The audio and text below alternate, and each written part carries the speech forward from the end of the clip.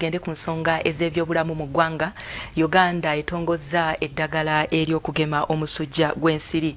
Omusujja gw'ensiri guludde nga gutawaanya bannayuganda naddala abaana ssaako n'abakyala ab'embuto. Ab'ebyobulamu bategeezezza nti lino kkula ly'amaanyi ku ggwanga lyattu Uganda kubanga abantu bangi nnyo abagenda okutaasibwa okuddamu nate okufa omusujja gw'ensiri awatali buyambi. Uganda mbutongole yakutandika okugema omusujja gw'ensiri ng'etandikidde mu bitundu ebisinga okuyisibwa obubi okuli Kalamojja, Bukedya, Lango, Bunyoro, West Nile n'ebirala. What is this vaccine about? But we'll be giving it at 6 months, at 7, 8, and then at 18 months. So by the time a child is 18 months, they will have the full vaccine for that time, and it is repeated annually. So it confers protection for about less than a year. That's why it is repeated.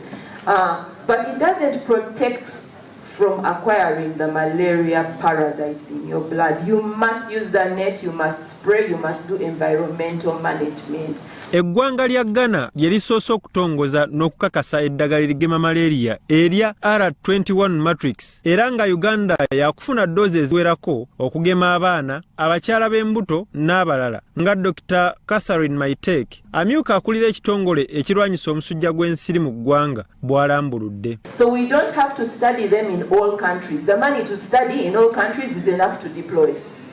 So we will use the results that they have pulled out and we will start deployment. Our TSS manufacturers put their foot forward first.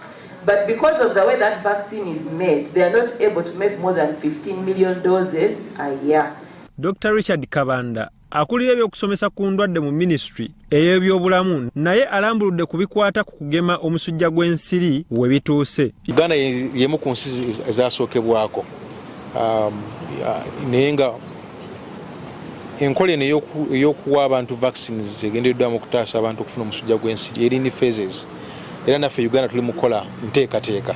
Enteekateeka ey'omuggundu egenda kulangirirwa bwe tumaze okumaliriza process zonna ate n'okusobola okulaba nti ate naffe nga tumaze okufuna vaccines ezo. Uganda emu ku nsi mu Africa etawaanyizibwa omusujja gw'ensiri naddala mu bakyala b'embuto, abaana wadde nga gusinga mu Democratic Republic of Congo, Nigeria, Tanzania, Niger era nga enteekateeka y'okugaba obutimba nayo yakutandika nga 25 Apuli olunaku lw'okwefumiintiriza ku bulwadde bw'omusujja gw'ensiri. There are some places that have very high burden, there are other places that are moderate, and there are others that are fortunately low. Now, how does malaria become chaotic for us?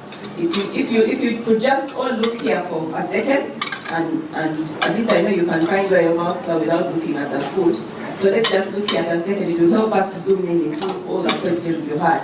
We have man, we have the parasite, the falciparum, and we have the mosquito, the female anopheles. Dr. Jackson Tusiime akulira ekitongole ekitangira endwadde ezisiigibwa agamba nti wadde okugema kunaatandika abantu balina okukola ebibatangira okutwalibwa mu ddwaliro n'okwewala endwadde. Our concept of health as Ugandans is still skewed towards treatment of diseases and less on prevention of diseases and promotion of good health. And so as we go into this for the World Malaria Day, it's going to come, we shall commemorate it. It will go. And our people will continue getting sick from malaria and these communicable diseases as usual, unless we have that paradigm shift.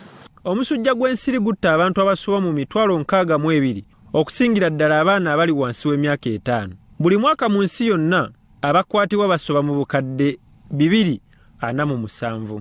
Byawamala Muhammad ne Wandru Boni, Salt TV, Omunnyo.